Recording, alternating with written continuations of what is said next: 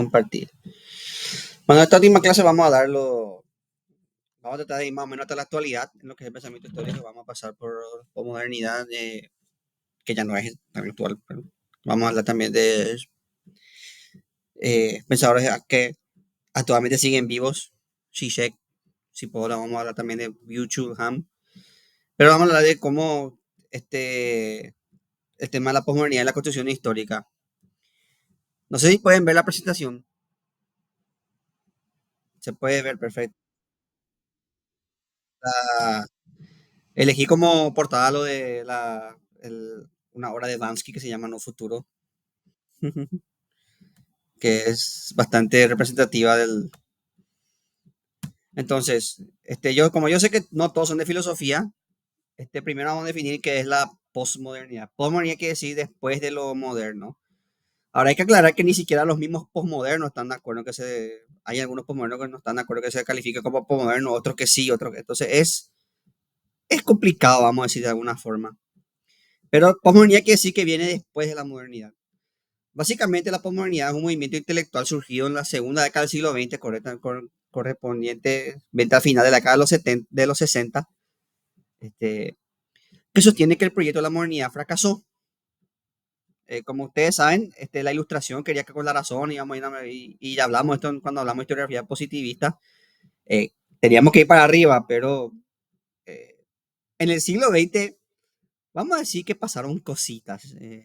Niñedad de dos guerras mundiales, y el surgimiento de los totalitarismos, tanto el totalitarismo del lado marxista, el estalinismo, esas cosas, como el totalitarismo del lado de la derecha, los nazis, los movimientos totalitarios, las dictaduras que hubo tanto derecha como izquierda en todas partes del globo.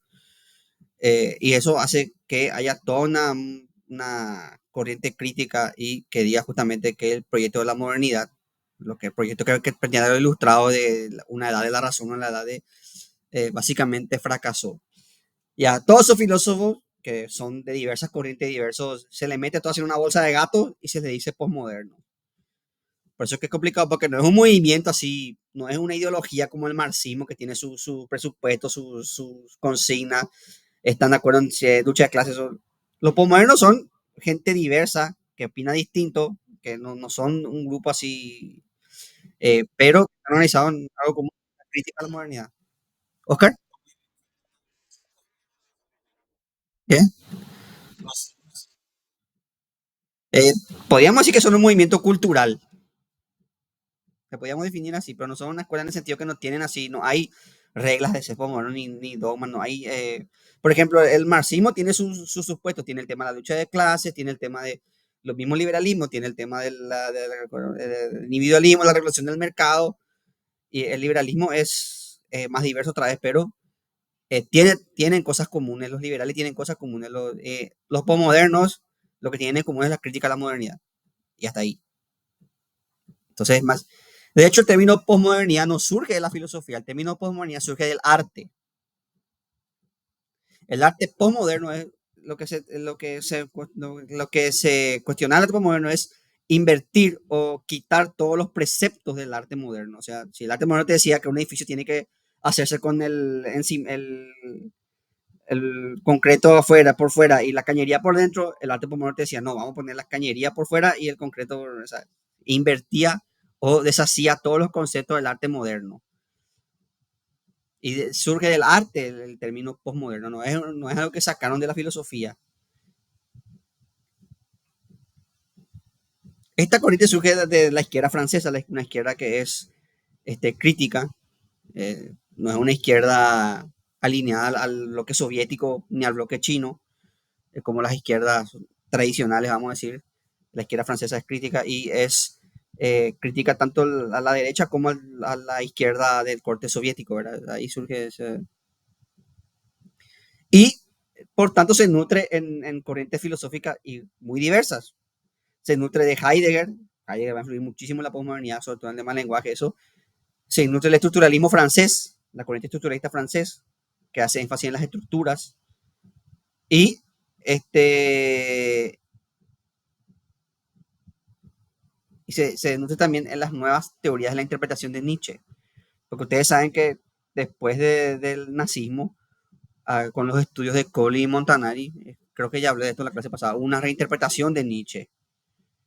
Y se dieron cuenta de otras cosas, que mucho del pensamiento de Nietzsche fue adulterado por el nazismo y también por su hermana, lastimosamente. La hermana de Nietzsche metió mano ahí también. Y ahí surge este tema de la antiinterpretación de Nietzsche y de la nueva interpretación de Nietzsche. Y esto van a tomar todos estos temas van a tomar los posmodernos. Ahora quiero eh, sacar a reducir ahora algunos conceptos de la posmodernidad, que saqué yo tengo, ahora no tengo acá a mano, pero tengo un diccionario de términos posmodernos y tengo un diccionario de Foucault que compramos cuando viajamos a Tucumán. Eh, el- eh, Compré yo esos, traje de Argentina esos diccionarios. Entonces, de ahí saqué algunos conceptos, para que aclarar el tema, porque como le dije, como no es un movimiento unificado, la mejor forma que tenemos es sacar conceptos de varios autores y ir dilucidando ahí lo que decían ellos en materia de historia, porque no hay una, así como podemos decir, este, no hay una historiografía postmoderna, así como decía, hay una historiografía marxista, por ejemplo, porque son, como le dije, es una bolsa de gatos, son diversos. Entonces lo que yo voy a hacer en esta clase es plantear varios conceptos que tienen ellos, así ver diversas ideas que podemos sacar. Por ejemplo, la idea de metarrelato, o también la van a encontrar como metanarrativa, o sea, las grandes narrativas. Eh, Esto saqué de Lyotard. Lyotard, un pensador moderno, decía que la modernidad es el mito es el de los grandes metarrelatos. Los grandes metarrelatos que son mitos como el progreso, ideas como el marxismo, el liberalismo, son metarrelatos, o sea, son corrientes, son ideas que intentaron totalizar la realidad. Y justamente ese es el defecto de la modernidad, que es la modernidad, dice Lyotard, es totalizante, o sea, quiere abarcar todo y englobar todo en una sola, y el mundo es diverso. Y el problema de los metarrelatos es que ellos le ponen a todo una, o sea, totalizan. Así, por ejemplo, tenemos el liberalismo que totaliza todo en conceptos como libertad individual, mercado, y reduce al individuo o a la historia o reduce a la historia a meras relaciones económicas o a el papel del individuo en la historia, por ejemplo. Para el liberal, el relato es el individuo. Y para el marxismo, todo es cuestión de lucha de clase. Todo, de hecho, ya vimos nosotros en las críticas al marxismo que muchas veces los marxistas reducen el relato a cuestión de clases y olvidan otros aspectos, por ejemplo, la cuestión religiosa, las cuestiones culturales, etcétera, etcétera.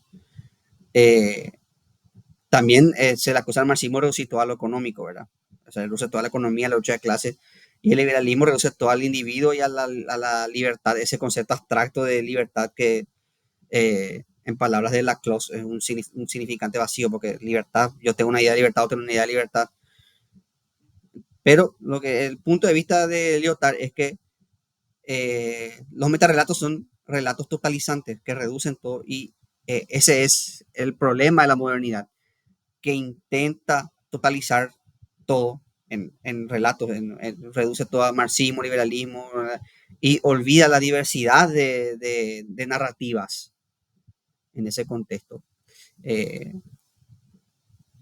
ya que estamos en filosofía de la historia, por ejemplo, si vos reducís la historia a al, al, al, al papel del individuo en la historia, como hacen los liberales, yo individuo puedo cambiar la historia, está olvidando el desarrollo colectivo de los procesos históricos, porque, este, como dijimos ya en la primera clase, no es que Napoleón hizo historia por ser, o sea, Napoleón no podía haber, eso es lo que fue sin las condiciones sociales, históricas y culturales, o sea, tenía todo un baraje detrás.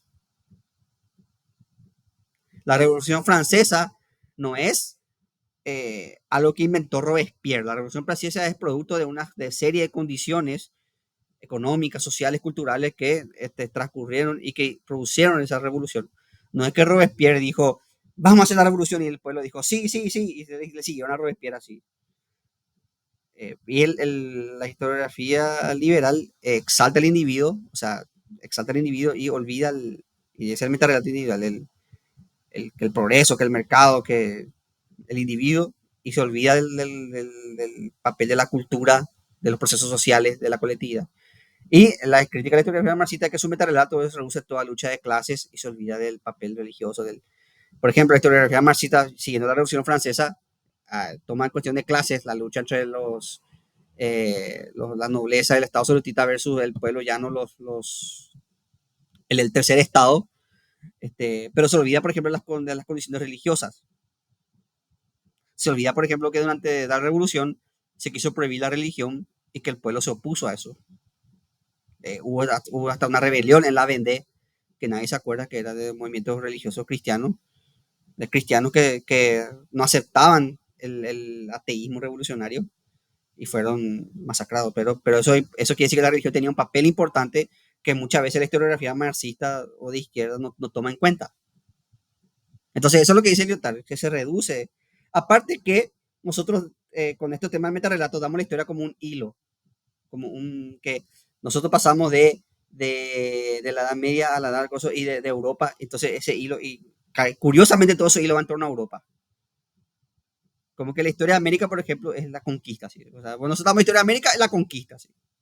Y narramos desde el punto de vista, no olvidamos de las pequeñas narrativas, de las pequeñas comunidades en América, en este caso, o en África la rica historia de todas las tribus africanas se ignora. Se toma una gran narrativa histórica, o sea, la historia es como un libro, y vos le agarras el libro de historia, es la prehistoria, los cavernícolas, después ves Egipto, Grecia, Roma, ¿y qué pasa de todo eso, de todo lo que había además? ¿Qué pasa de todo lo que había alrededor? Y no, porque la historia es una gran narrativa y solo cuenta esto, esto, esto, esto. Y eso es el metarrelato. Esa función de las narrativas de absolutizar todo y como que todo es parte de algo. Y no, hay varias narrativas.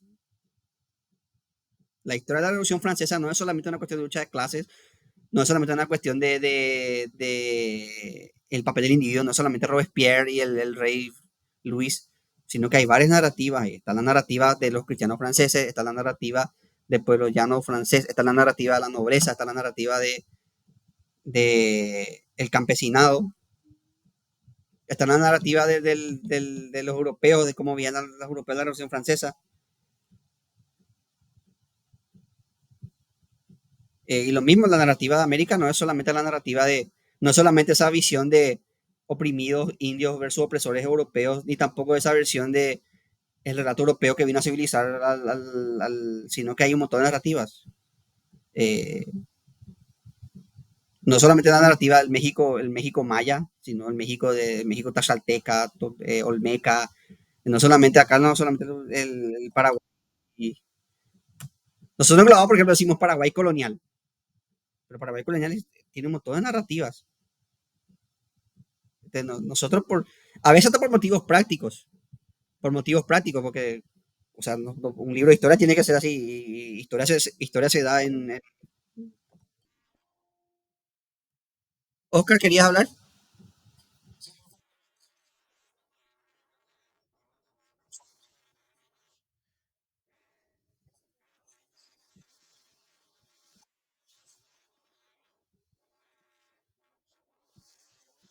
Sí,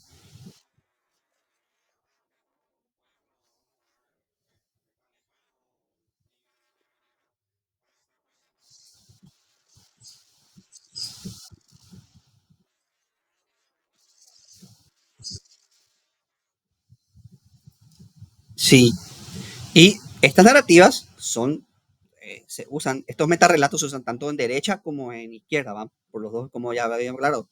Por ejemplo, el concepto de izquierda, de patria grande, la patria grande, que se escucha mucho ahora, la patria grande, América, la patria grande, es una forma, se le engloba a todos los pueblos, pero lo cierto es que Latinoamérica tiene diversas culturas muchas veces en conflicto.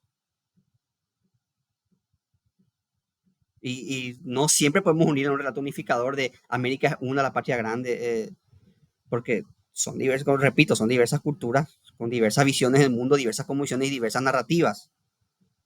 Y cada una tiene derecho a contar su propia historia.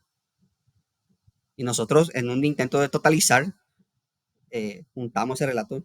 A veces algo politizado, porque ustedes saben que el concepto de patria grande se usa como política. América es una, la libertad de los pueblos oprimidos, na, na, na. A veces es politizado ese discurso, se usa ese discurso políticamente. Eh, y en ese intento politizar se le engloba a toditos, así, a todos los americanos en, en relatos totalizantes. Entonces agarramos y usamos categorías totalizantes, decimos, por ejemplo, el indio, el oprimido, el proletario. Proletario, hay diversas clases de proletarios. Hay proletarios que viven mucho mejor que el proletario. Yo gano bien y soy proletario, y el que trabaja en la construcción gana 10 veces menos que yo y también es proletario. O sea, y se le engloba en un relato así de proletario. Lo mismo la derecha con su relato de la clase media. ¿Qué es la clase media?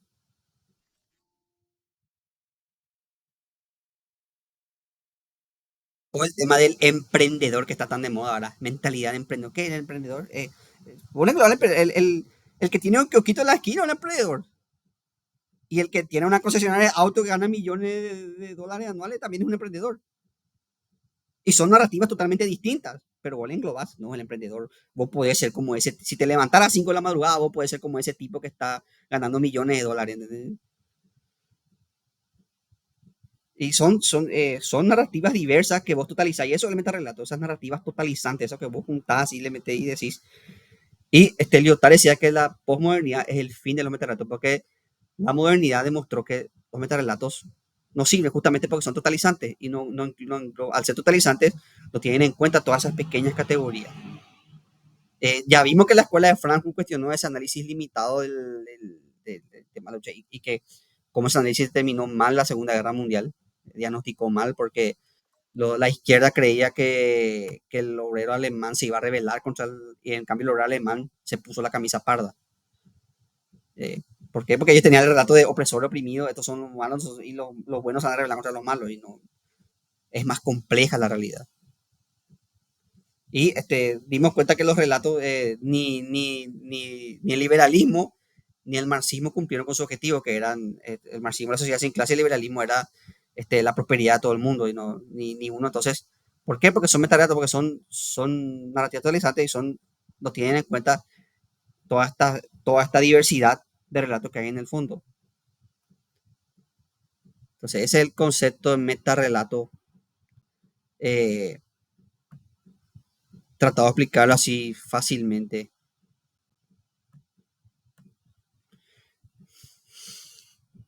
Ahora, eh, hablemos de un concepto que hizo otro pensador por llamado Jacques Derrida, que es la deconstrucción. Por supuesto, centrándonos en el ámbito histórico, porque tengo un curso de filosofía de la historia, pero eh,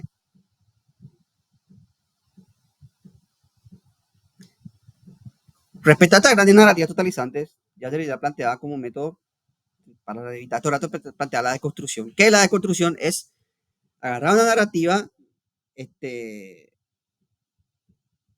evidenciar sus ambigüedades y fallas, y es básicamente agarrar un relato, desarmarlo y volverlo a armar, pero de forma diferente, de construir ese relato. Y esto se hace a través del lenguaje, eh, dándole significados distintos a cada cosa. Y eh, palabras que antes tenían un significado, ahora tienen una implicación totalmente distinta. Oscar,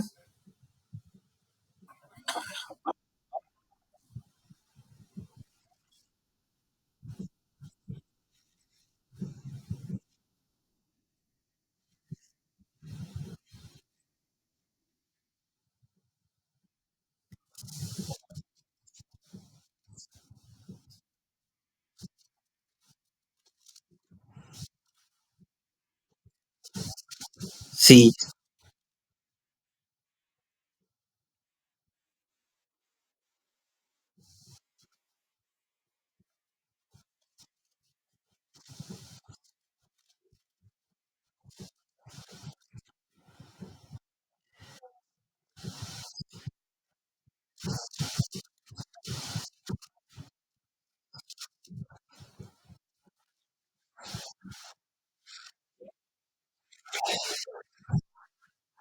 sí,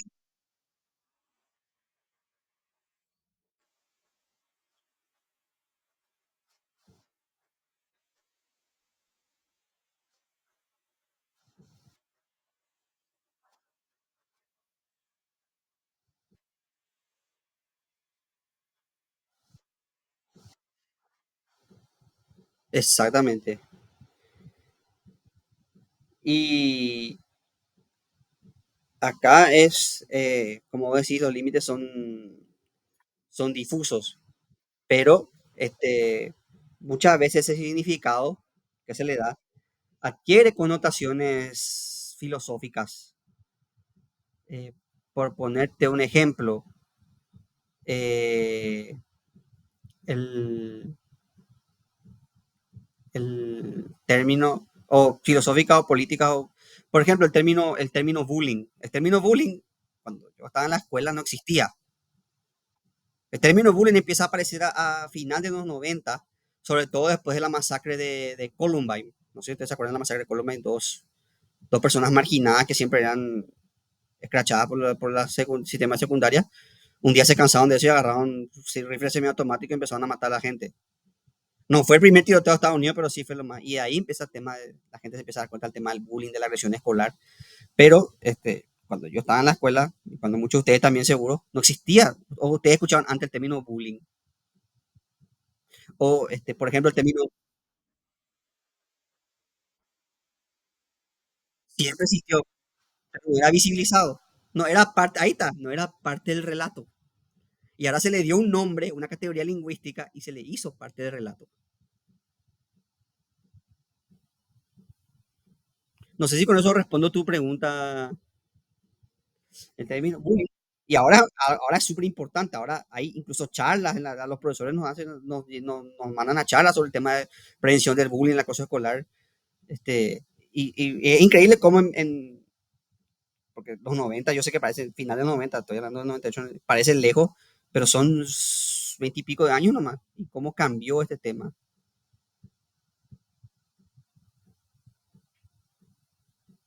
Es increíble el- cómo el lenguaje se transfirió al pensamiento, a la cultura, y ahora incluso es parte del léxico científico porque está en la psicología. Los psicólogos usan el término bullying. Y es una palabra que antes de los 90 no existía.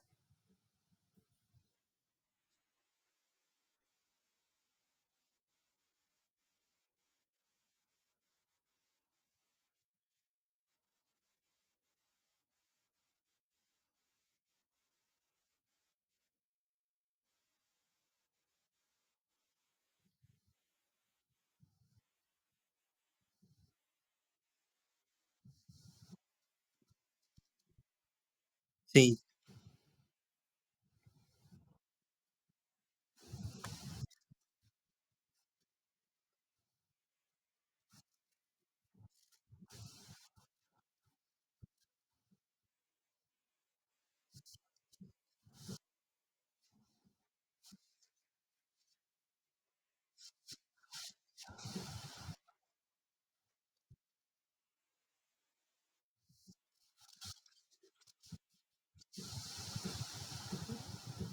exactamente.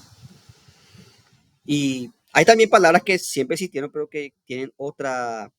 Por ejemplo, la palabra gay. No sé si ya le hablé de esto, pero la palabra gay antes significaba alegre, jovial. Por eso la marcha hacia la guerra civil, when Johnny comes marching home again, hurrah, dice, en la parte dice, and they all feel gay when, todos nos sentimos gay cuando Johnny vuelve a casa. Y ahora te chocas, suena, no es que te choca, suena raro, suena así como, ¿qué pasa acá? Pero todos nos sentimos joviales o alegres. A partir de la década del 70 se asocia eso, los joviales alegres, a los movimientos de lucha por derechos de los homosexuales. Y gay queda como una palabra, pero antes del 70 esa palabra significaba otra cosa. Entonces esa palabra se deconstruyó, cambió su asignado, se le desarmó y se le armó de otra forma. Cambió y tiene ahora implicancias sociales, políticas, culturales.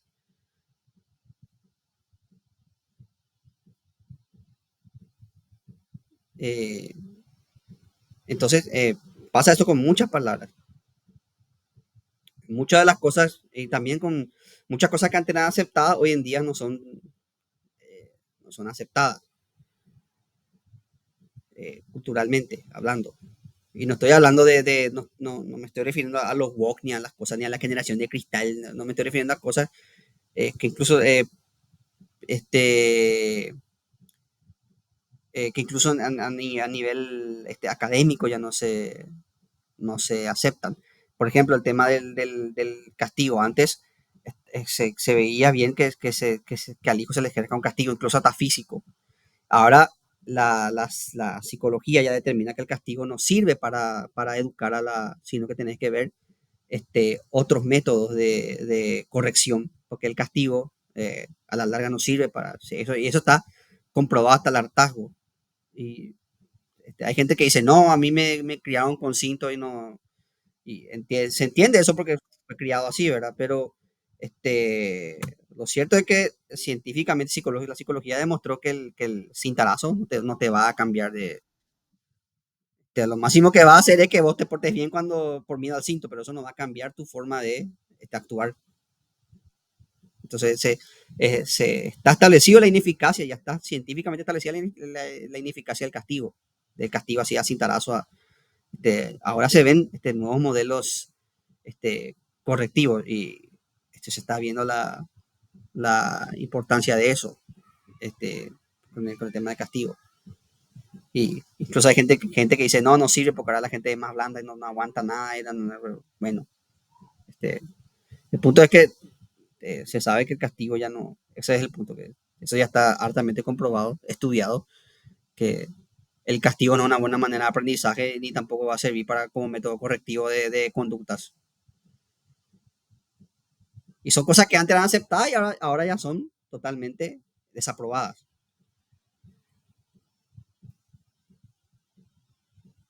Entonces, la deconstrucción lo que hace es prácticamente lo mismo que hace Nietzsche con la genealogía. Desentraña el término y ve los procesos históricos y culturales detrás de ese término. De tal manera que muestra que ese concepto que antes era claro para nosotros, no es tan claro. Mario,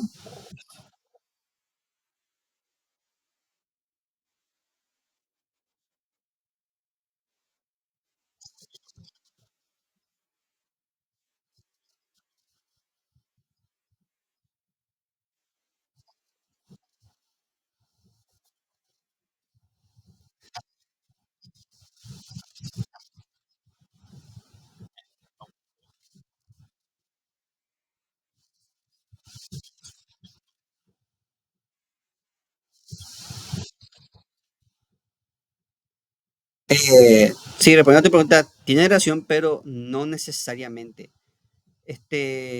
Vamos a discutir eso más tarde, pero voy a ir diciendo ya eso.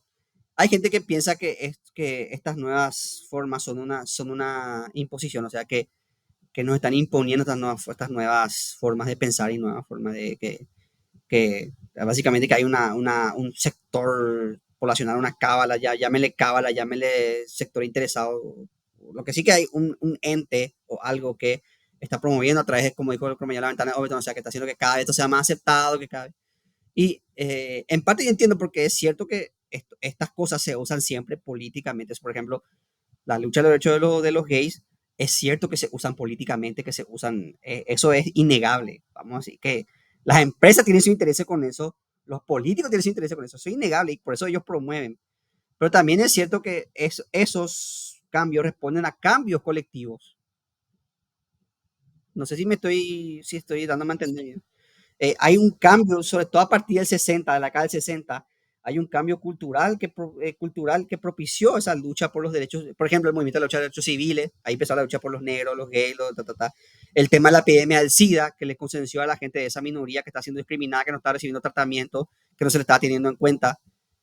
De hecho, mucha gente piensa que si se hubiese hecho campaña masiva contra el SIDA 5 años antes de que la epidemia del SIDA no hubiese sido lo que es hoy, pero se le ignoró porque básicamente era una enfermedad de los putos, se ignoró eso y entonces eso le hizo ver a la gente que hay eh, y yo entiendo que la gente, o sea, entiendo por qué la gente piensa que es algo dirigido, así que es algo que, sí, estos progres quieren imponer. Entiendo por qué la gente, porque hay mucho interés y la gente, en serio, hay grupos, y no podemos negar eso, hay grupos políticos, económicos interesados. Pero también es cierto que hay cambios culturales que propician estos cambios sociales. O sea, tampoco podemos pensar que todo está teledirigido. No es tan simple como decir que la gente quiere, la cultura no funciona así. No es que hay una élite sentada en una mesa en algún lugar escondido del planeta diciendo, ahora vamos a hacer que...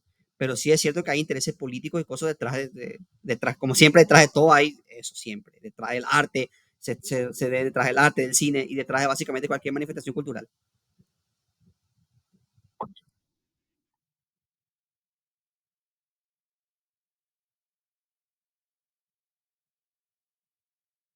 Y acá vamos a este tema de la posverdad, un concepto bastante interesante.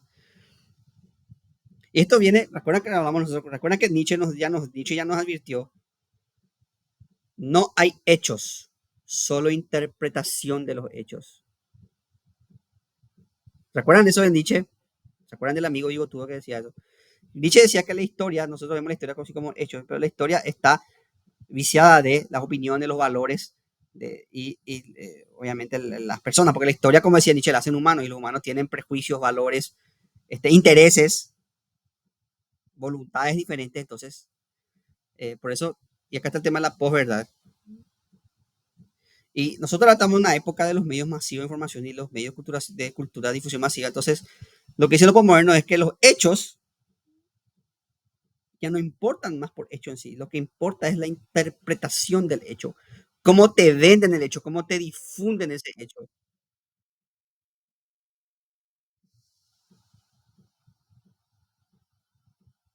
O sea, ahora lo que es verdad, qué es la verdad ahora para en los medios de comunicación masivos?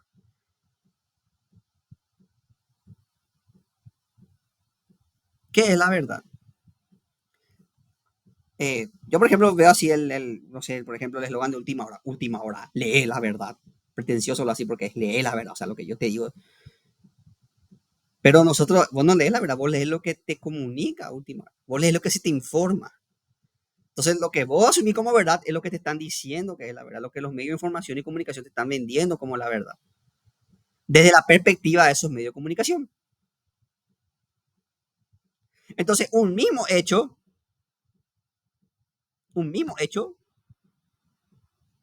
se narra de diferentes maneras. Volviendo a lo que decía Nietzsche, no hay hechos, solo hay interpretación de los hechos. Y entonces pasa ahora que vos ante un hecho tenés opiniones distintas. Por ejemplo, el tema de Israel, que a todas luces es algo malo. O sea, todo mundo, todas las personas de este mundo estamos de acuerdo en que la guerra es mala, que la gente muere, que la gente sufre, que la gente... Pero depende de cómo te presentan el hecho, la fortuna que vas a tomar. Porque te puede vender de dos formas este hecho. Te puede vender como Israel, el último estado democrático del Medio Oriente, la única democracia real en el Medio Oriente, se está defendiendo contra amenazas externas, grupos radicales eh, que quieren subyugar a la población judía israelí, que luchó siglos por su libertad y bla, bla, bla. O te puede vender como Israel, un estado colonial que oprime a los pobres palestinos. eh,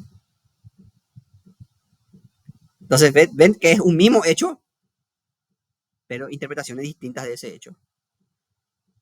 Y ahora, ese es el problema ahora, problema que ahora el sentimiento, el cómo te hacen sentir ante el hecho cuenta más que el hecho en sí.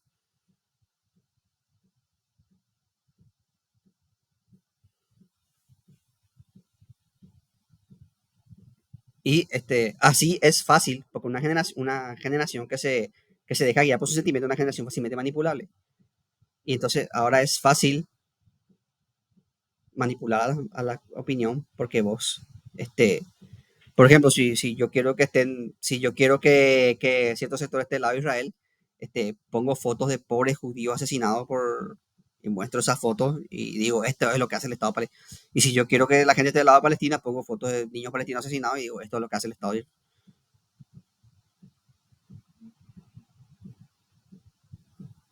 Y lo mismo pasa en las campañas políticas.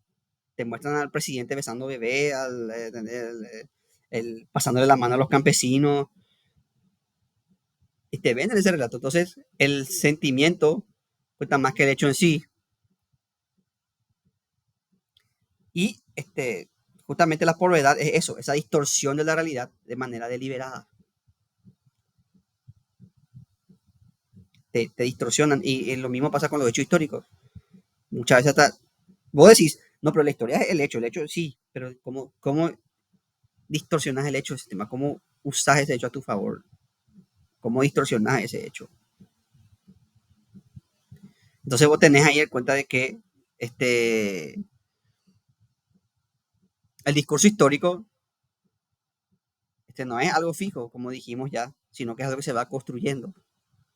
Y el problema de eso es que está, como dice la posverdad, que está minado de intereses de acuerdo a quién te vende el relato, va a decir una cosa u otra. Y esto tiene especial relevancia ahora que estamos con los medios masivos de comunicación. En esta época masiva, donde es fácil venderte cualquier cosa.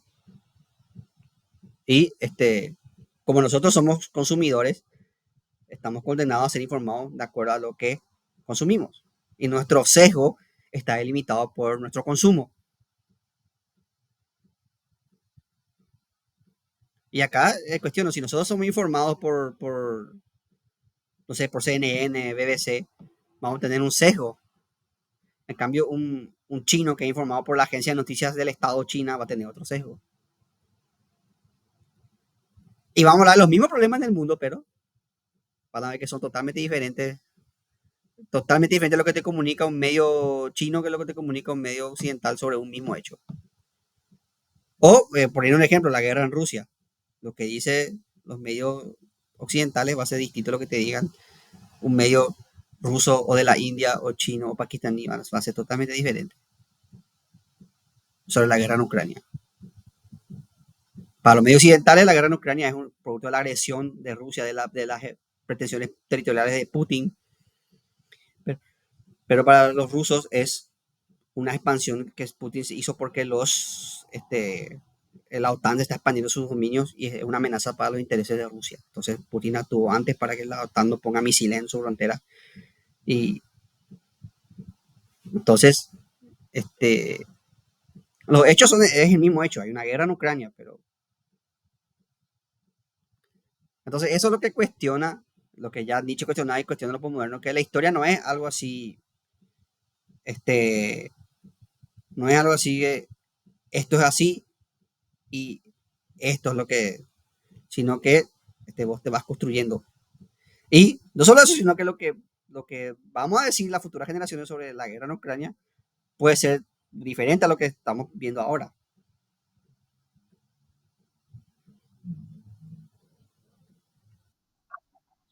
Sí,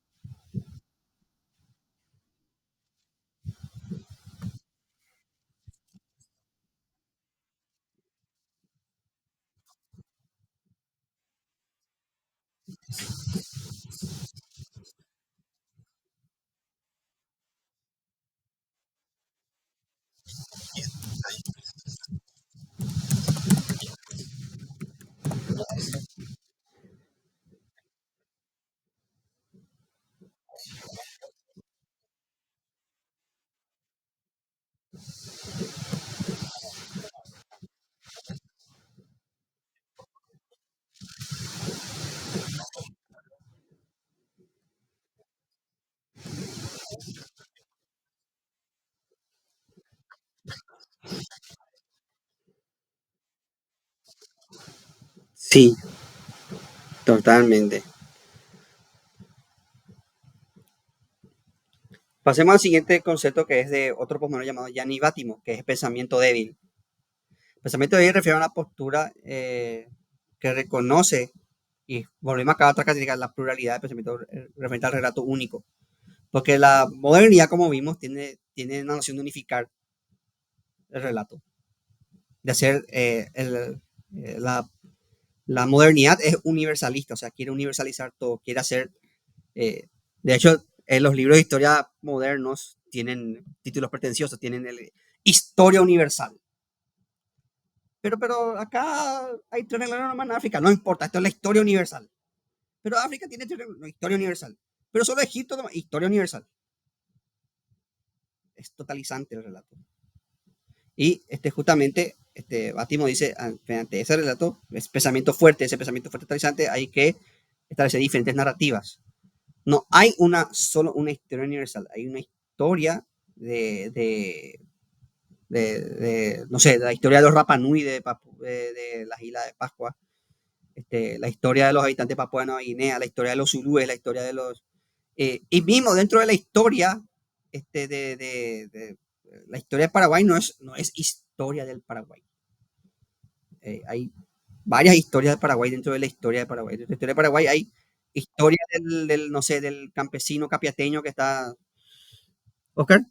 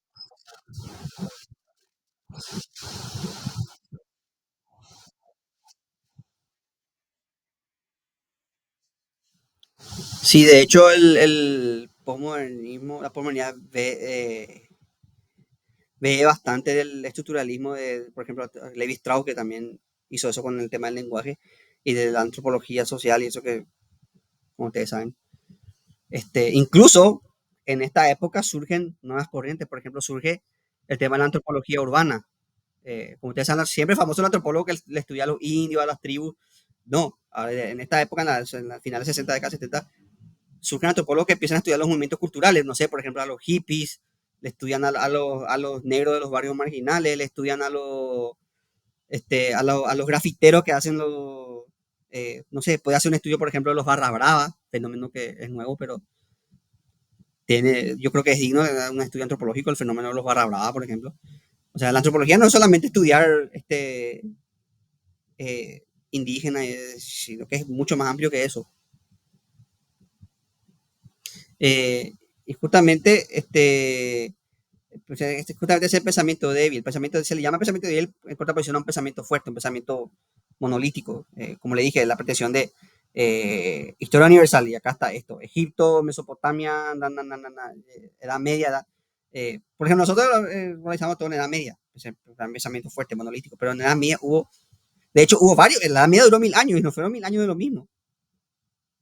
Y aparte, la Edad Media no es lo mismo, Edad Media en Europa, que no es lo mismo que en la Edad Media en el Japón feudal, no es lo mismo Edad Media en los países africanos, en la India, Edad Media en lo que es el continente americano, no es lo mismo. No sé si me estoy explicando. Entonces nosotros por cuestión de comodidad y para poner los libros, categorizamos Edad Media y englobamos todo un periodo y pensamos en Edad Media como castillos, caballeros, pero eso es solo una región concreta del mundo, ni siquiera en toda Europa, en una parte de Europa. Y encima una clase social, porque el caballero el caballero el caballero era un sector social así. La Edad Media era una sociedad mucho más compleja, campesinos, alfareros, herreros, Y en la Edad Media había culturas complejas eh, y civilizaciones complejas. O sea, repito, la Edad Media en China no fue lo mismo que la Edad Media De hecho, hay historiadores que cuestionan esa idea de Edad Media en algunos países porque dicen, en algunos países el feudalismo tuvo características muy distintas, no fue el feudalismo. eh, Hay países como Japón, que sí el feudalismo, sobre todo en el periodo de las guerras civiles y el periodo de unificación, se parece mucho a Europa, porque el samurái se parece al caballero medieval, pero otros países que no son así. Por ejemplo, en las poblaciones de América no se puede hablar de una edad media, no hubo esas características feudales que hubo en Europa. Entonces, ese es el pensamiento débil, reconocer la multiplicidad del relato histórico, reconocer así que hay varias capas, no solamente eh, un relato, y que dentro de ese mismo relato que vos, aunque quieras unificar relato, dentro de ese mismo relato hay varios relatos. Porque repito, la Edad Media no es solamente el caballero ni el castillo, la Edad Media hay toda una vida fuera de la ciudad, incluso medieval. Entonces, esa es la noción de pensamiento débil de... Acá tenemos los métodos que usaba Foucault. Uno ya vimos con Nietzsche, que es la genealogía, y el otro que Foucault así que es la arqueología. Son métodos distintos, pero son complementarios, o sea, no son contrarios, son complementarios. Y se utiliza para analizar las relaciones de poder. Y esto es algo importante en Foucault. Volviendo al tema de los grandes relatos, nosotros veíamos el poder como una sola cosa. O sea, nosotros pensamos en poder y pensamos en presidente, poder ejecutivo, legislativo, pero el poder no es eso. El poder es algo disperso. El poder está en todas partes. El poder no es solamente el presidente. De hecho, el presidente, como diría Foucault, muchas veces no tiene poder. El poder está en las instituciones, el poder está en el hospital, en la escuela, eh, por ejemplo, voy a dar un ejemplo de nuestra realidad, este, las decisiones muchas veces de sectores de la sociedad tienen mucho más peso que el mismo presidente.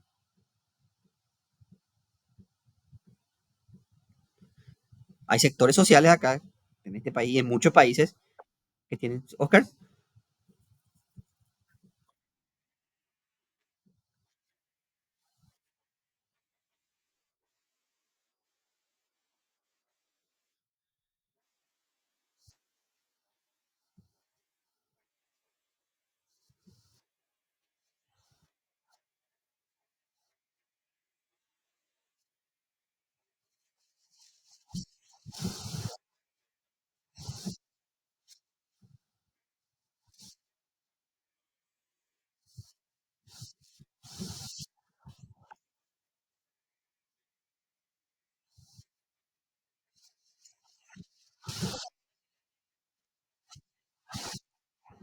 sí,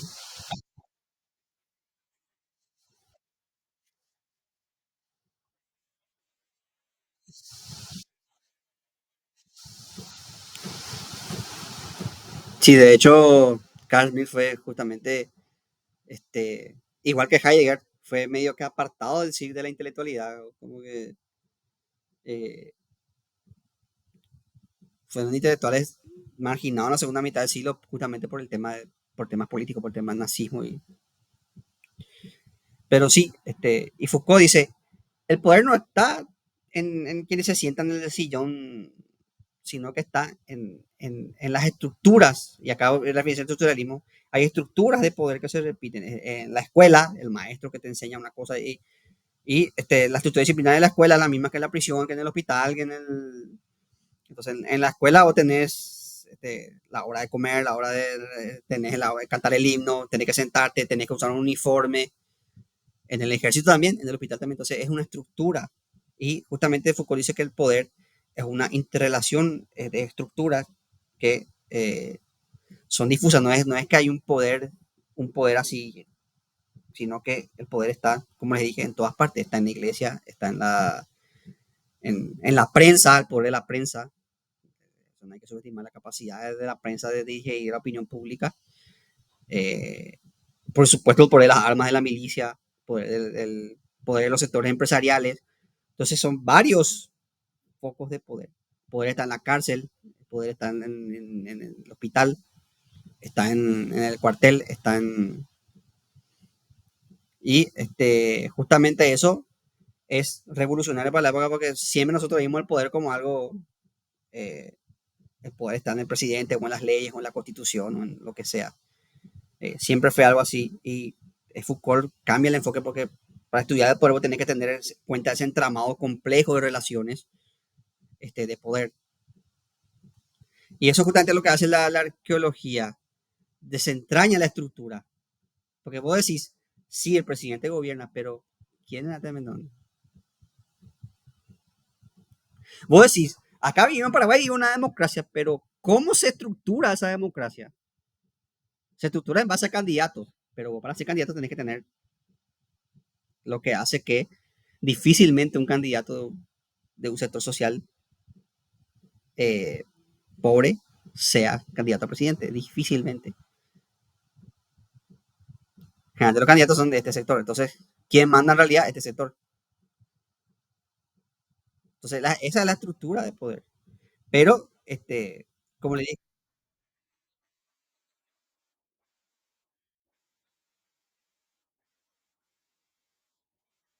exactamente,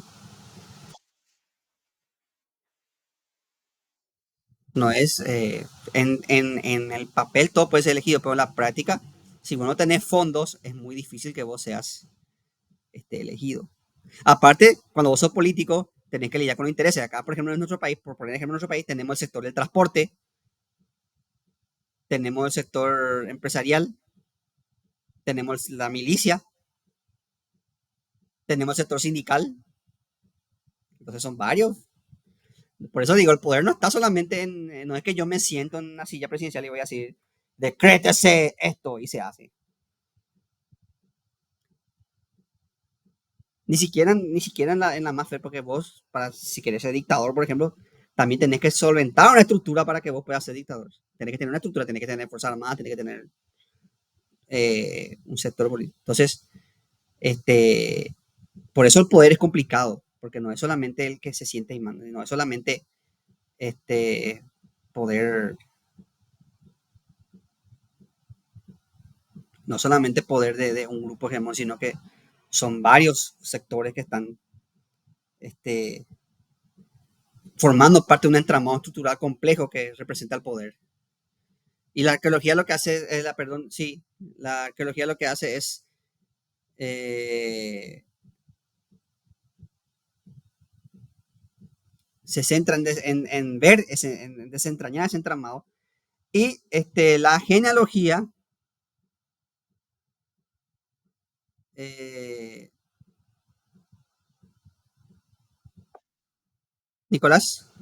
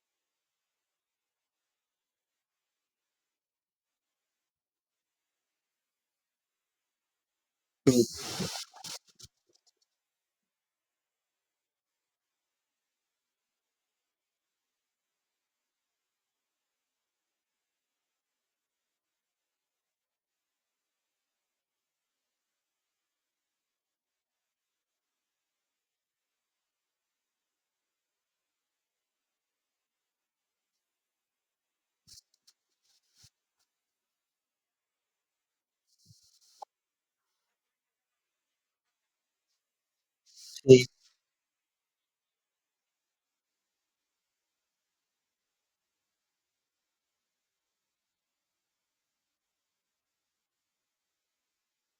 Sí,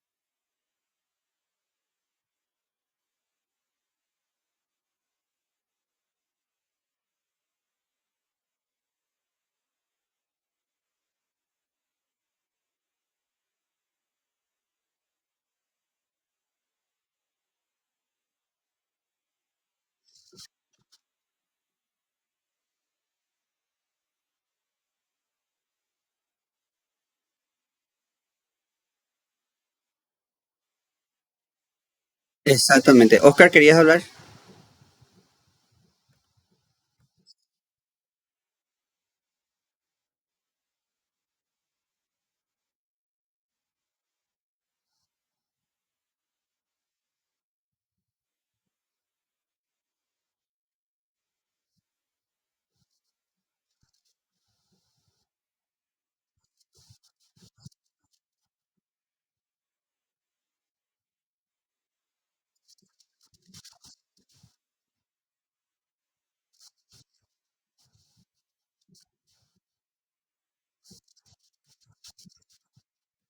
Sí,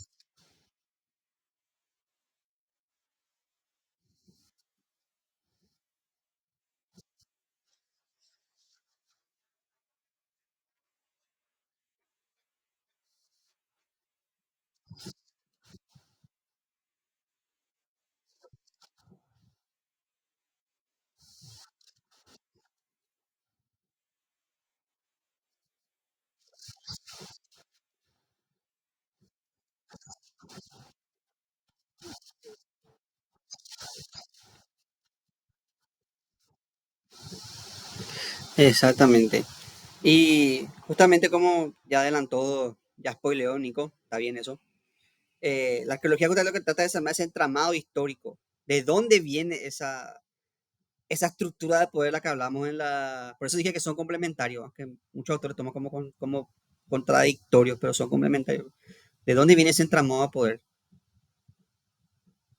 Este, ¿De dónde? ¿Cuál es el origen histórico de ese entramado de poder? Y ahí, por ejemplo, Foucault analiza la sexualidad, de dónde vienen nuestras conductas, este, de dónde viene el tema de, por ejemplo, la construcción del hombre blanco heterosexual y bueno, hay todo un entramado histórico de eso. Es complejo, pero se basa justamente en el tema de la productividad eh, y en la relación, en cómo esas conductas sexuales se usaban para fomentar ciertas relaciones de poder. El tema de, por ejemplo, la familia, comunidad básica del Estado, por ejemplo. Entonces, necesariamente tiene que tener que proteger la familia y tener que proteger la familia, el tipo de familia que le conviene al Estado. No sé si me estoy explicando lo mismo, la, la, la historia de las prisiones. La prisión no es que surge por algo humanitario, sino que surge porque las personas, como diría Foucault en Vigilar y Castigar, básicamente se dieron cuenta que la prisión es más rentable tenerla a un reo trabajando que a un... O sea, ahí surge la prisión. No es porque la gente, ay, humanitario, vamos a dejar de matar, vamos a dejar de poner pena de muerte para todo y vamos a dar prisión. Las prisiones son algo moderno, no son. Si ustedes, por ejemplo, leen el código Hammurabi, se van a sorprender porque cualquier cosa es matar. Prácticamente todo se condena con la muerte o el exilio. porque no había medios para, o sea, la sociedad, la civilización antigua no tenía medios para mantener presos. O te tiraban de esclavo, o te exiliaban, o te mataban. Pero en la sociedad moderna ya surgió toda una estructura de prisión y donde se vio que era rentable tenerla. Entonces ahí, y ahí se dio todo un fundamento moral de la piedad, de la compasión, del derecho del reo a volver a insertarse en la sociedad. Y lo mismo, sí, Oscar, exactamente,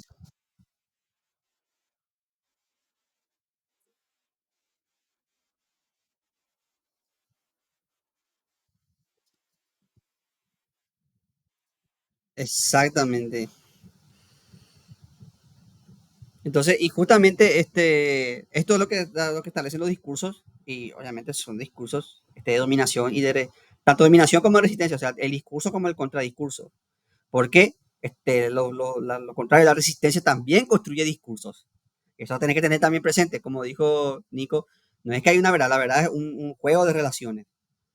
La resistencia también es un discurso. Entonces, todo, y eso después se la criticaba a Foucault, que reduce todo al discurso.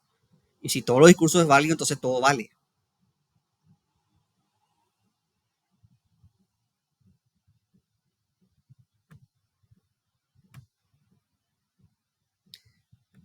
Veamos algunas caras.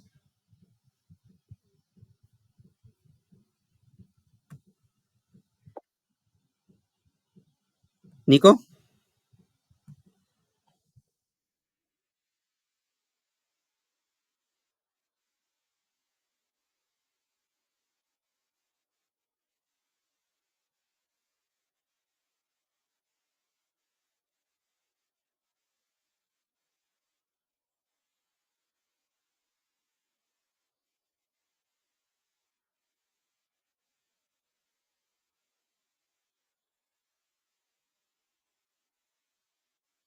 sí,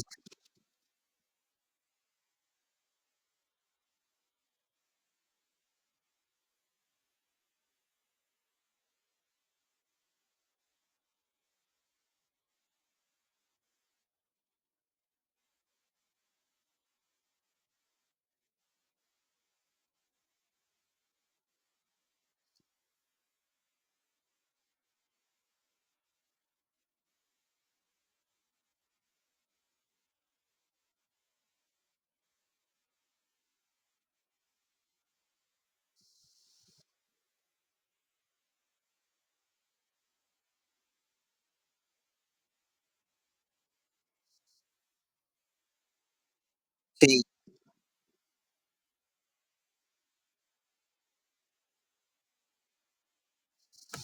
es,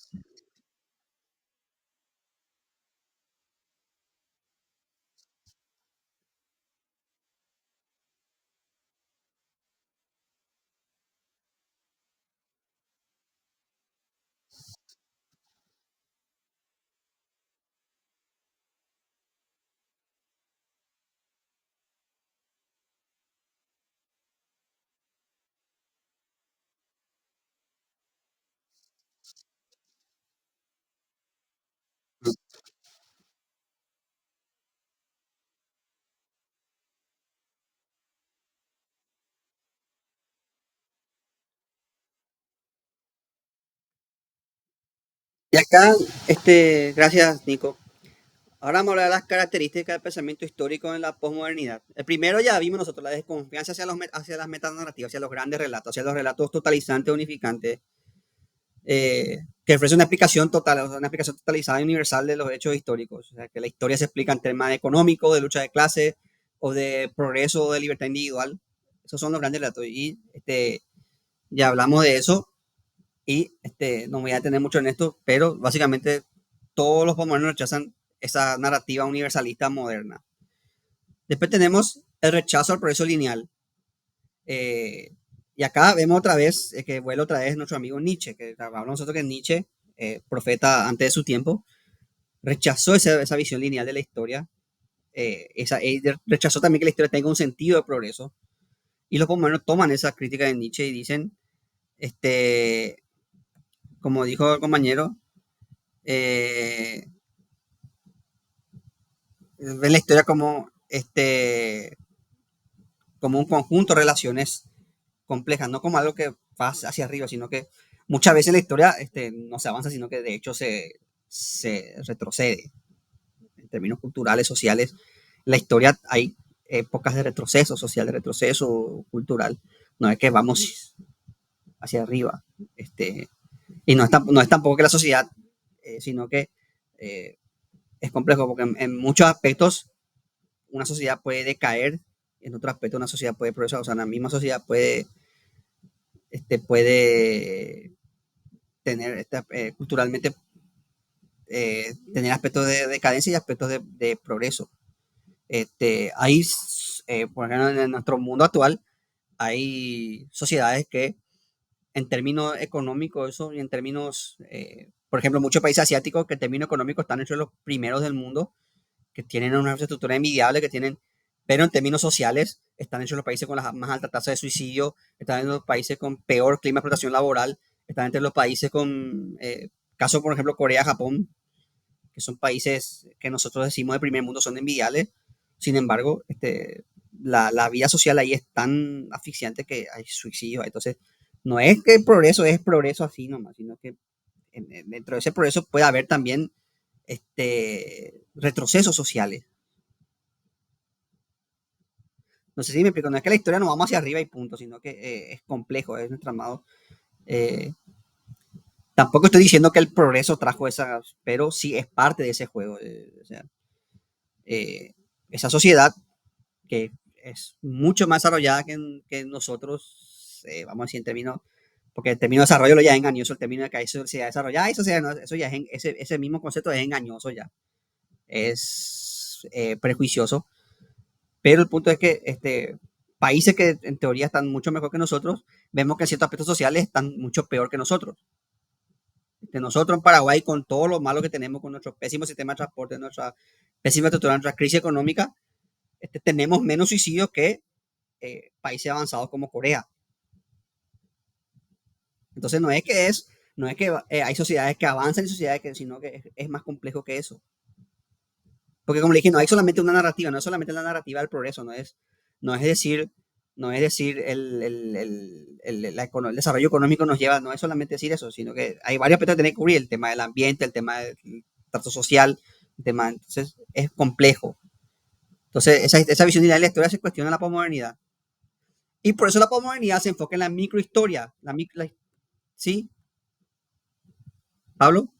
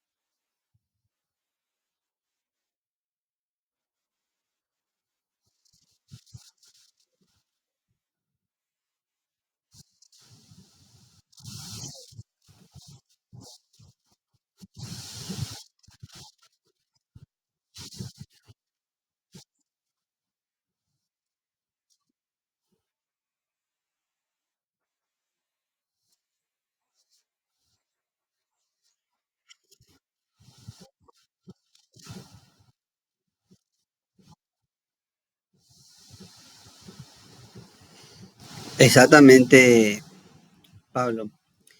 Y relacionado con lo que dijiste, pasamos al siguiente punto, que está relacionado con lo que dijiste, que es el enfoque de los postmodernos a la microhistoria. O sea, la historia tiene dos niveles. Uno macro, que es la gran historia, lo que nosotros contamos, lo que vemos en los libros, pero también hay una microhistoria, que es lo que ya nos referimos en la clase pasada como historia de la vida cotidiana. O sea, la historia de la gente de a pie, la historia de la gente de abajo. Entonces, los postmodernos dicen que la historia tiene que construirse justamente de ahí parte la historia, del análisis de las estructuras de abajo, de la gente de abajo. Por ejemplo, no sé, si vos estudias, por ejemplo, historia de la música, vas a ver la historia de Mozart, Beethoven, de la música clásica, el desarrollo de la música clásica, vas a ver la historia del rock and roll, del hip hop, del, pero no siempre vas a ver la historia de abajo, porque, no sé, la música del rock and roll o del hip hop tiene toda una historia marginal, una microhistoria por debajo, la historia de los eh, negros luceros que fueron los primeros que hicieron, pasaron del al rock and roll, que siempre se ignora. Nosotros vemos historia de rock and roll y vemos Elvis, ¿entendés? Ya le ponen a Elvis ahí. O los que no son racistas les ponen a Little Richard, por ejemplo. Tutti Frutti, bueno. Pero el punto es que hay toda una historia suburbana, una historia de los negros del centro de Estados Unidos, ahí de la región de Luisiana, eso que eh, era gente que trabajaba con algodón y esas cosas, que traen el blues y adaptan el blues a los instrumentos eléctricos y ahí por ciento de rock and roll.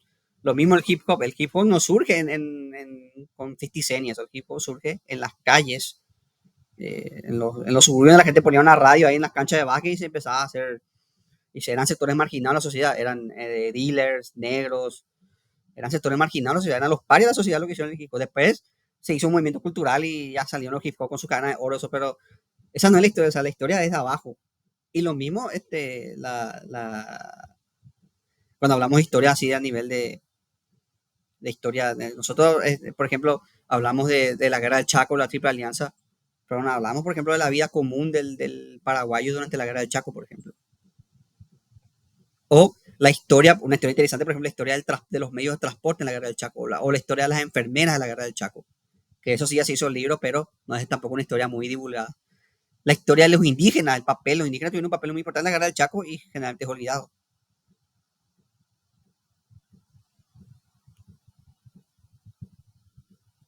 Entonces, como hablamos acá, lo ponemos en énfasis en la microhistoria. Pero de esto ya hablamos en clase anterior, así que pasemos a lo siguiente. También los ponemos en énfasis en la memoria, en la nostalgia. Eh, Generalmente aparecen siempre en la historia. Nosotros vemos el pasado con nostalgia. Eh, Siempre los humanos, por nuestra misma naturaleza, tenemos idealizada el pasado. Eso pasa incluso con nuestra niña. Cuando yo era niño, todo daba más gusto. Cuando yo era niño, era mejor. O el clásico, esta gente ahora no sabe hacer buena música. Mi música era mejor que antes. Siempre porque nosotros, ese es un mecanismo de defensa de la memoria que es que nosotros recordamos la mejor parte. Por eso tenemos que idealizar el pasado, porque lo que recordamos es la mejor parte, lo mejor de nuestra experiencia. Entonces nosotros decimos, creemos, nos engañamos creyendo que es mejor, porque pensamos que era, no recordamos las malas partes. Nosotros decimos, por ejemplo, la música de antes era mejor, porque a nosotros nos llegan los grandes hits de antes. No nos llega el popurrí de antes, nos llegan la música mala, nos llegan los grandes hits.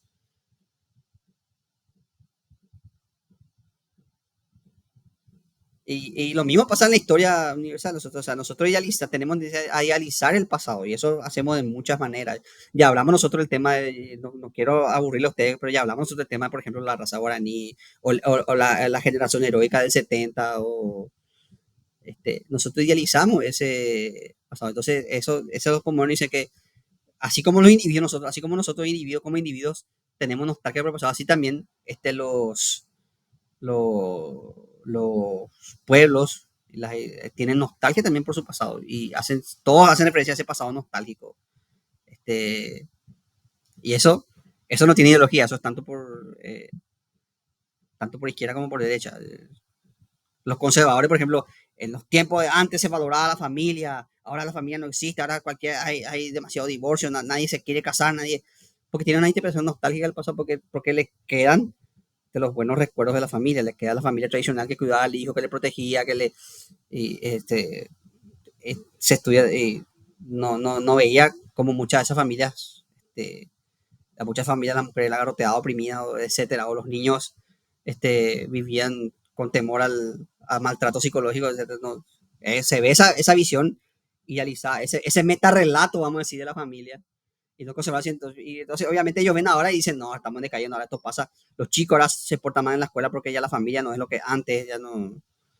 eh, pero también por el otro lado, también la izquierda también idealiza el pasado. El tema de, por ejemplo, cuando dicen éramos hijos de Dios hasta que vinieron los españoles, África era un paraíso hasta que vinieron los colonos. Eh, de todas partes se idealiza el pasado. Ese factor nostalgia del pasado es muy importante. Y de hecho, se usa para comerciar. Por eso que ahora está tan de moda traer los 80, porque la generación que nació en los 80, yo nací en la mitad de los 80, somos los que ahora tenemos poder adquisitivo, entonces nos venden los 80. Y ahora dentro de poco ahora van a empezar a nostalgizar los 90 porque la generación de los 90 está empezando a llegar a los 30 y a tener poder adquisitivo.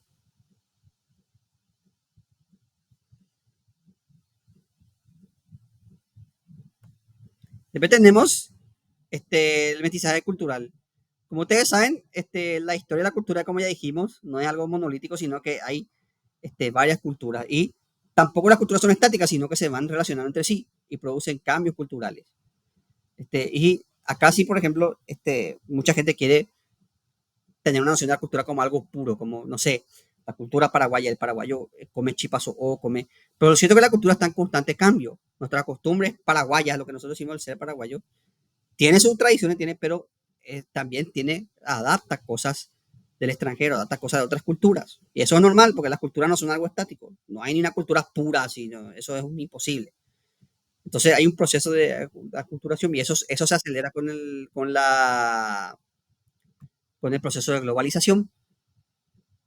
Entonces tenemos ahora una generación de paraguayos que comen chipas o comen festejan San Juan, no sé qué, pero también ven anime japonés o escuchan música coreana, que está muy de moda la música coreana, la globalización y el internet dan posibilidad de interactuar con todo.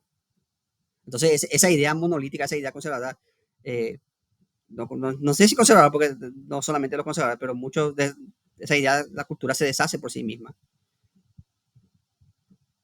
porque ahora ya tenemos contacto con todo el mundo, ahora el mundo es nuestro. Y la cultura, como dije, un paraguayo que vos hoy puedes comer sopa paraguaya, a la tarde puedes estar viendo un anime japonés o una novela, o escuchando música coreana o viendo una novela turca. Oscar,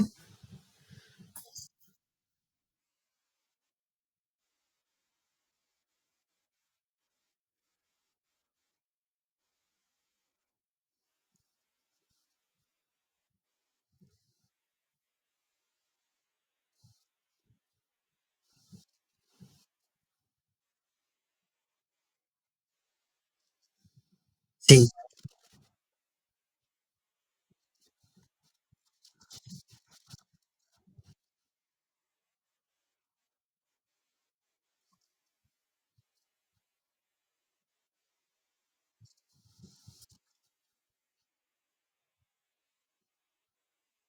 sí.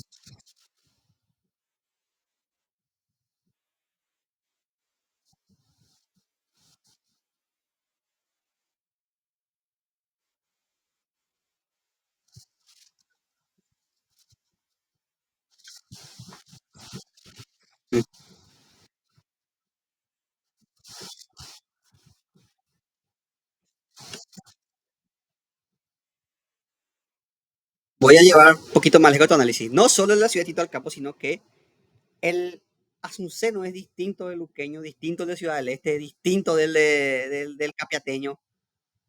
Pablo,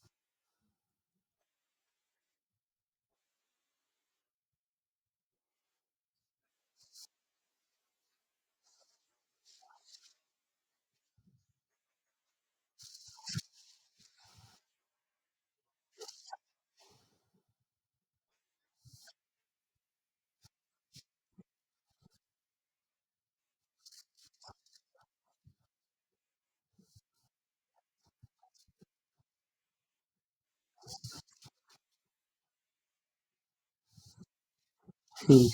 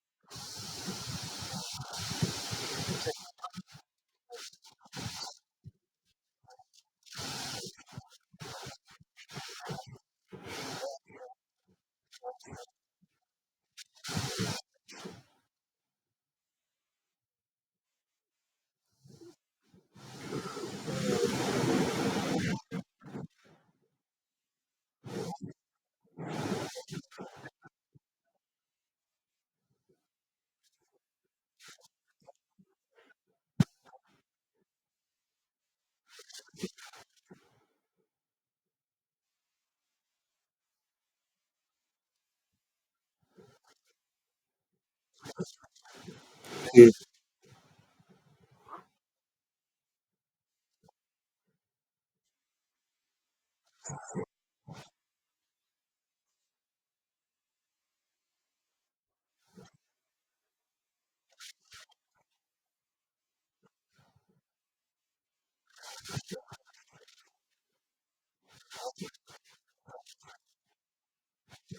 no hay café con leche, decía Stroessner.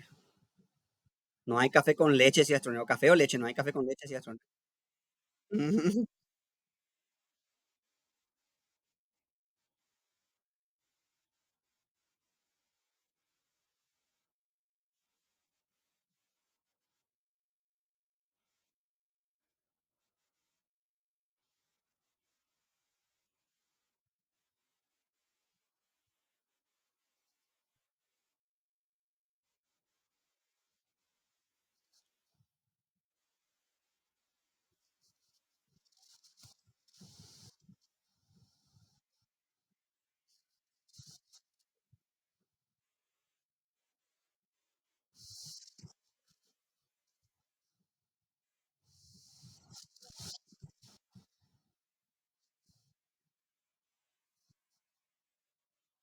Sí,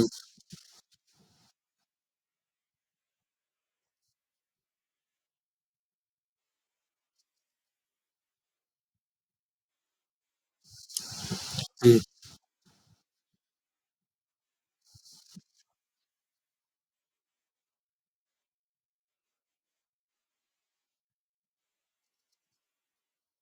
Oscar,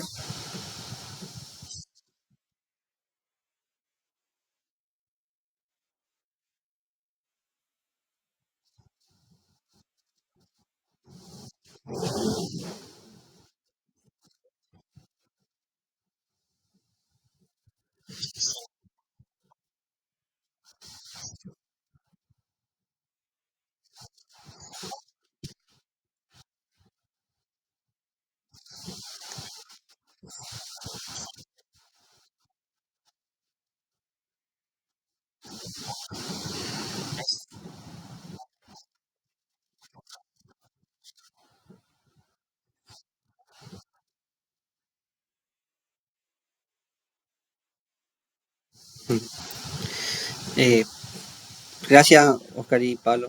Por eso la historia tiene que ser algo interdisciplinario. O sea, la historia no se puede hablar solamente como historia, ¿no? La historia tiene que meterse sociología. Ya vimos nosotros que estamos viendo varias categorías sociológicas. Tiene que incluir antropología, tiene que incluir sociología, antropología, politología, trabajo social. La historia implica todos esos sectores. O sea, no puedes hacer historia sin eso, porque si no te quedas en una visión pobre la historia. No uno puede reducir la historia a solamente el estudio de los hechos, sino que tenés que meterle todo. Y eso es algo muy propio de la ciencia social en el contexto del 70, que es la interdisciplinaridad, de la década del 70 sobre todo. Y también la historia vista como un hecho, como una construcción social. La historia no es algo sino que se construye socialmente. Y ese discurso, como les dije, va cambiando a lo largo del tiempo. Lo que nosotros definimos hoy de una cosa puede ser cambiar mañana de hecho histórico. Puede ser otra definición de ese hecho histórico mañana. porque la historia se va construyendo, el pasado se va, no es que el pasado está, el pasado se va construyendo y va cambiando de significado. La historia va cambiando, se va reinterpretando, se va. Primero porque hay nuevos descubrimientos, segundo porque el discurso social cambia con el tiempo. Como le dije, cosas que antes eran socialmente aceptables ahora son socialmente inaceptables, entonces eso cambia el discurso histórico de la forma en cómo vemos los hechos del pasado. Como le dije, el promedio se énfasis en la pluralidad, la diversidad y en las distintas narrativas. Y lo importante de la posmodernidad es que le da distintas voces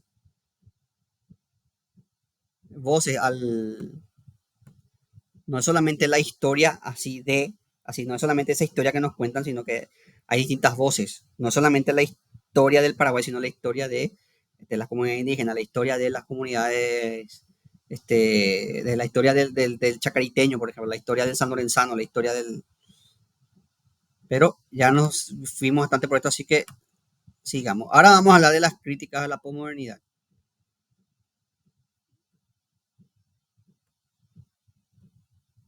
Tenemos el relativismo extremo, o sea, el problema de esta visión es que muchos le critican entre ellos. A ver más, critica que esto deriva en un relativismo. El tema ese que todo es discurso, si todo es discurso, entonces todo vale.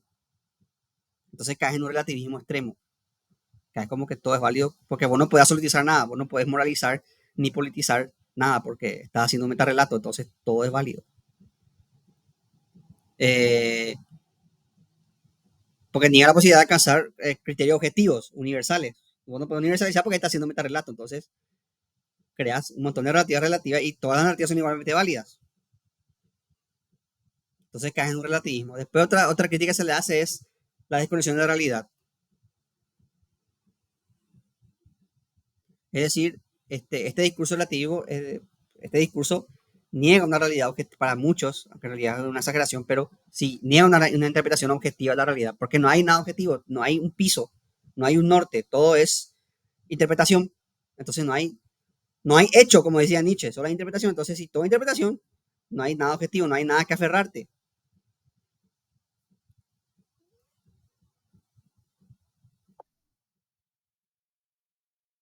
Nico,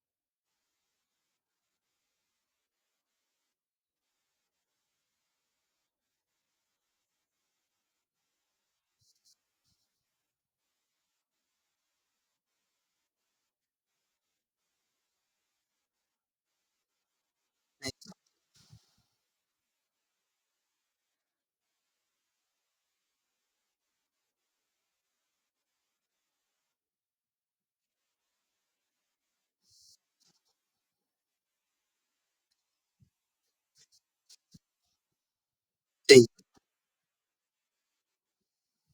Yo, Nico, sinceramente, a Sokal no lo tomo, pero sí a Habermas sí le tomo más en serio, a Jürgen Habermas. También hay otros divulgadores como Steven Pinker que también cuestionan lo mismo del postmodernismo, ¿verdad? Pero sí, tenés razón, básicamente, que básicamente se hace una caricaturización. En eso,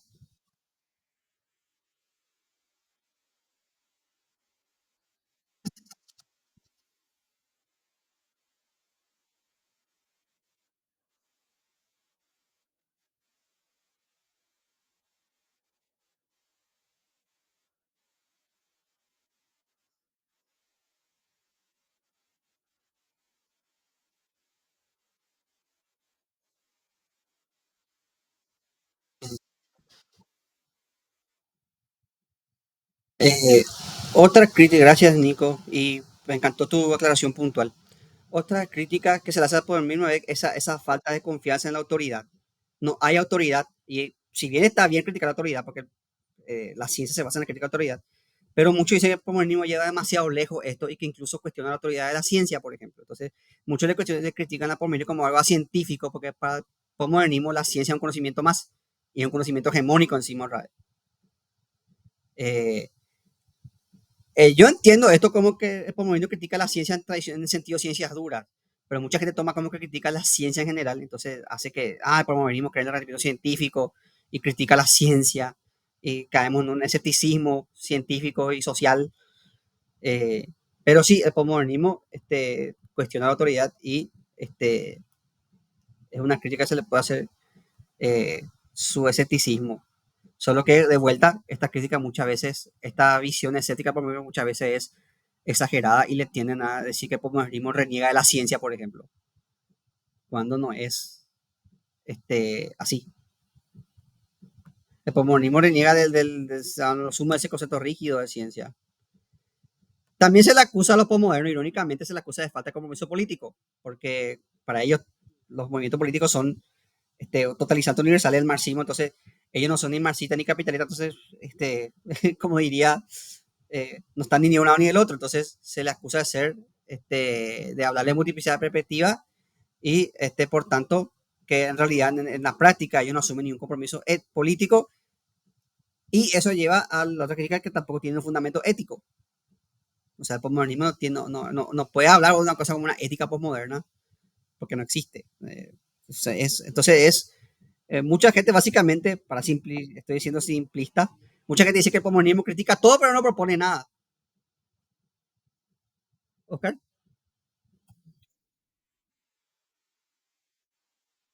Sí.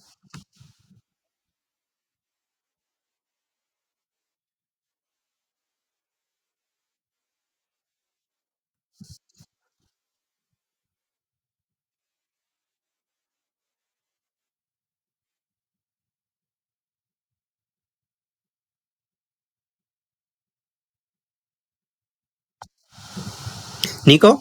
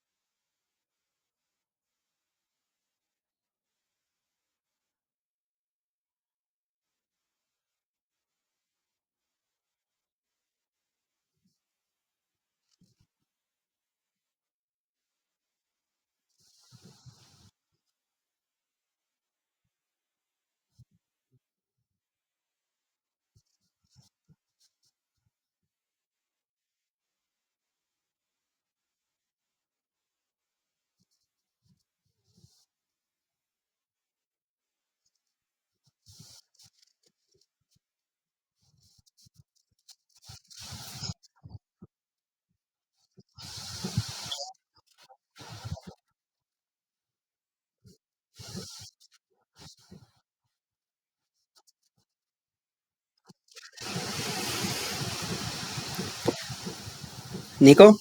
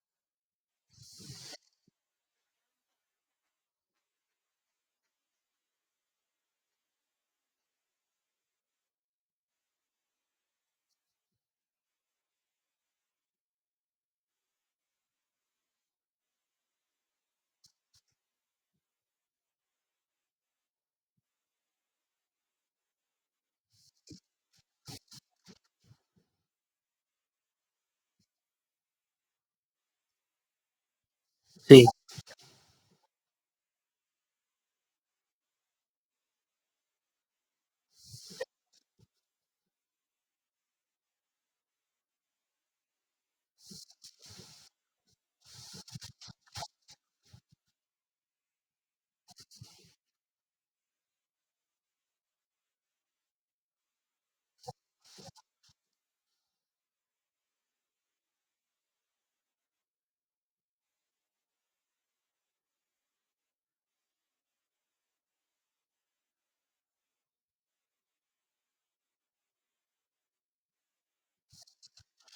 Justamente ahora quiero tocar ese tema del poder en la crítica que le hace el filósofo esloveno Slavoj Žižek, que de las críticas actuales al posmodernismo es una de las más serias que yo vi, porque ahora hay muchos críticos del posmodernismo, pero también hay cada cosa que te encuentras, pero bueno.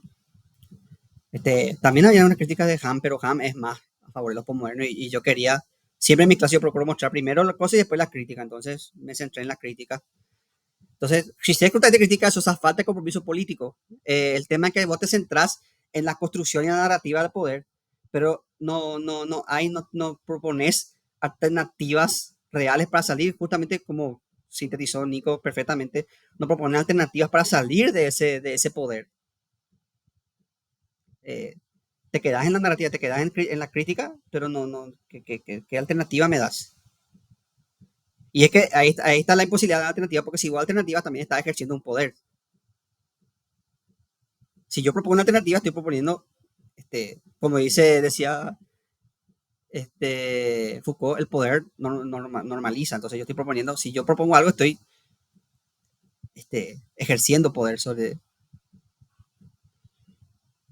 Entonces esto hace que sea imposible para CISEC, que sea imposible una transformación significativa. Después tenemos, CISEC habla también del capitalismo cultural. Y CISEC se dio cuenta de esto, y una crítica para mí muy interesante, que esas críticas que hace la izquierda, vamos a globalizar, vamos a usar el término izquierda, porque ahora se usa izquierda para globalizar todo, ahora todo lo que nos piensa como yo de izquierda, así como la izquierda, todo lo que nos piensa como yo de facho, irónicamente están cayendo metarrelatos, pero vamos a decir la izquierda, vamos a ese término simplificado y burdo, así de izquierda, como todo lo que es progre, ¿no? Y no piensa como el hombre blanco heterosexual. Bueno, vamos a decir la izquierda eso. ¿Qué hace el capitalismo? El capitalismo se impone otra vez porque les gana a ellos, porque les vende esa cultura, eh, esa rebelión. El capitalismo te transforma en un producto de venta cultural. Entonces tenemos, por ejemplo, que la gente dice hay que ver el medio ambiente y se genera una revolución hacia el medio ambiente. Y después tenemos Starbucks que te vende, ay, nosotros tenemos estos Starbucks con popote sintético para proteger el capitalismo, aprovecha todas esas luchas ideológicas y te vende el producto, te comercializa, transforma tu ideología y te comercializa. Y acá está el famoso ejemplo del Che Guevara en la remera Che Guevara, los tipos se hacen millonarios vendiendo la cara del Che Guevara en una remera. O el mes del orgullo, que este mes del orgullo y todo te venden cositas con colores. Oscar.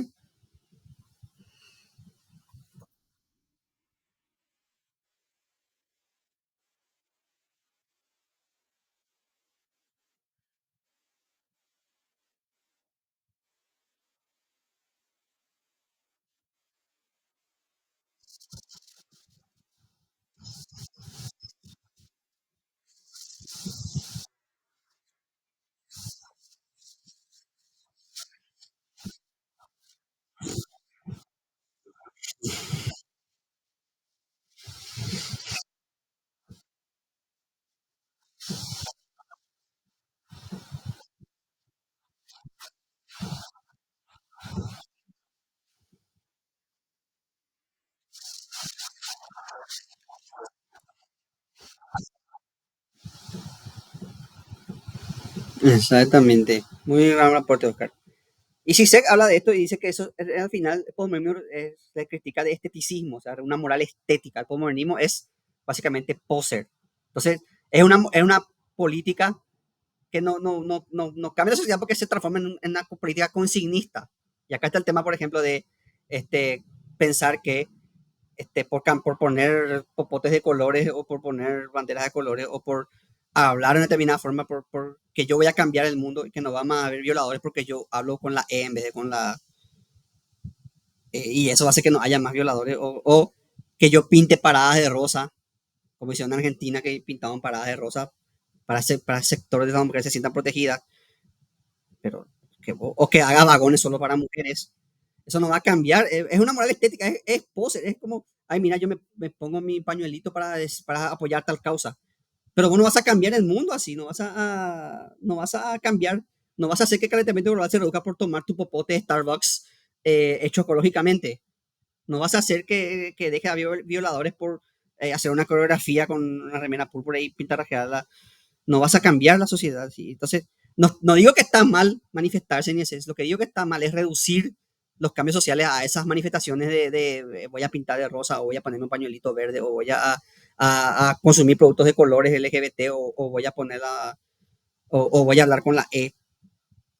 No poder hacer simplemente eso no va a cambiar el mundo, no vas a cambiar la sociedad.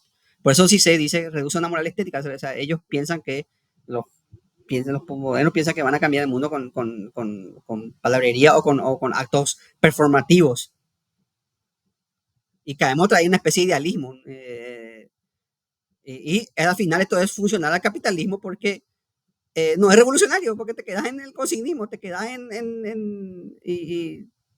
entonces la gente que antes agarraba armas y peleaba por sus ideales, ahora se pone a poner consignas de colores. Y encima es peor porque te identifica. Entonces vos sabés quién es pro LGBT por su color, sabés quién es feminista, sabés quién es abortista, sabés quién es. Y son sujetos plenamente identificados y se hacen grupos en las redes, entonces se le tiene plenamente individualizado, controlados. Sí, alguien quería hablar, perdón, no vi. Alguien quería hablar, escuché el tic.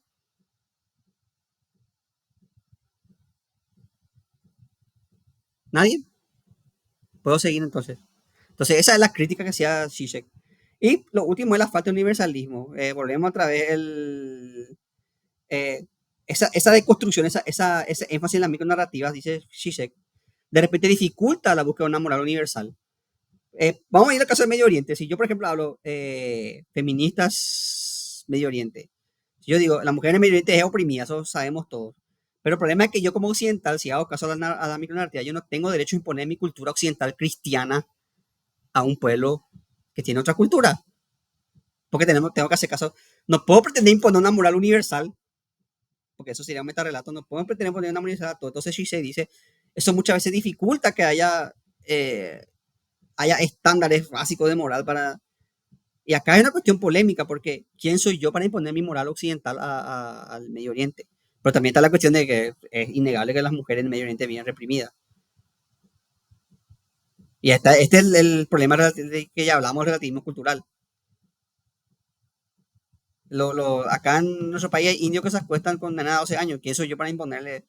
Bueno, están las leyes de la República, ¿verdad? Pero si vamos a hacer caso del relativismo cultural, yo no tendría por qué decirle a un indio que no se acueste con una nena de 12 años. Es jodido eso, porque uno sabe hasta qué punto. Exactamente.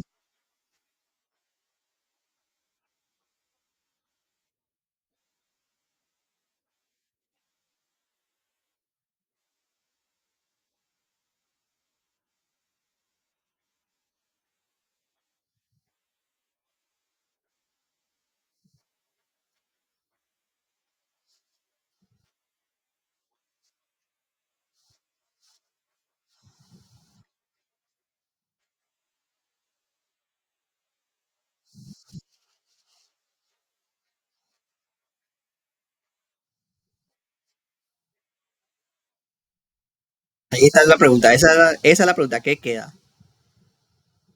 Como decía Dostoyevsky, si Dios muere, todo vale. Eh, repitiendo acá lo que dice el mensaje, pregunta si no es una cuestión de construcción de identidad. El problema es que el postmodernismo justamente está en contra de esa construcción de identidad, que justamente no existe una identidad como tal. Lo que dijo Nico, la muerte del sujeto. No existe un sujeto.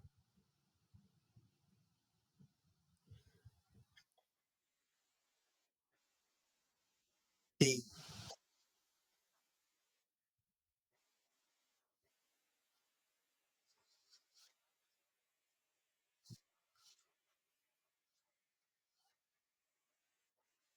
se jodió el término occidente, filosofía occidente, pero vamos a para simplificar.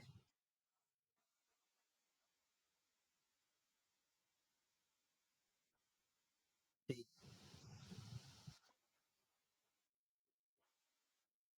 exactamente.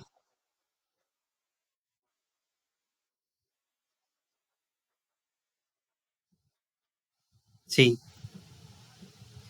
Bueno, y con esto, si no hay un aporte más, una pregunta, con esto damos por finalizada la última clase. Nico, ¿Querés aportar algo, dale?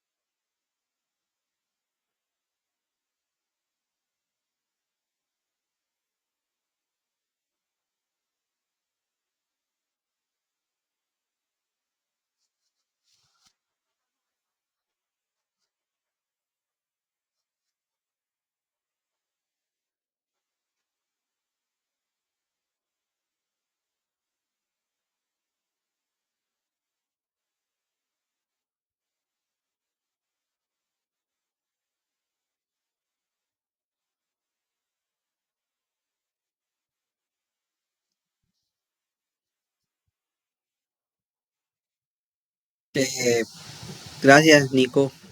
Tenés toda la razón.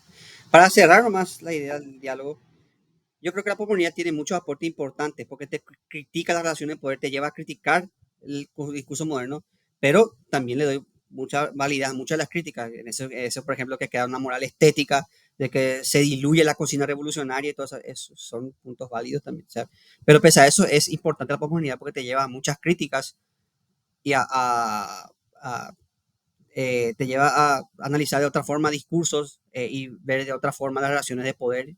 Y entonces es un aporte muy importante eso. Pablo,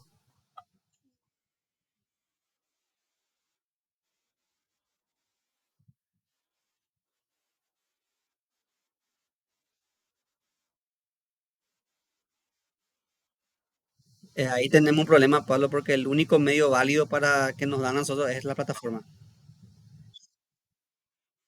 Sí, yo no puedo evaluar, porque solamente a través de la plataforma puedo evaluar trabajo. El único medio válido que me dan, porque tiene que quedar evidencia, puede que vos aportaste algo.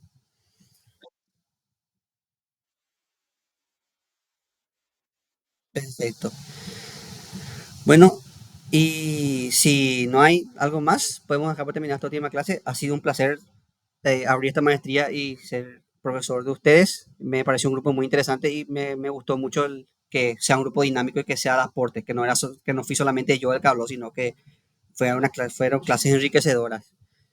Les agradezco por todo y voy a estar evaluando las tareas de ustedes. Cualquier consulta, ustedes saben, estoy a las órdenes. Gracias, César.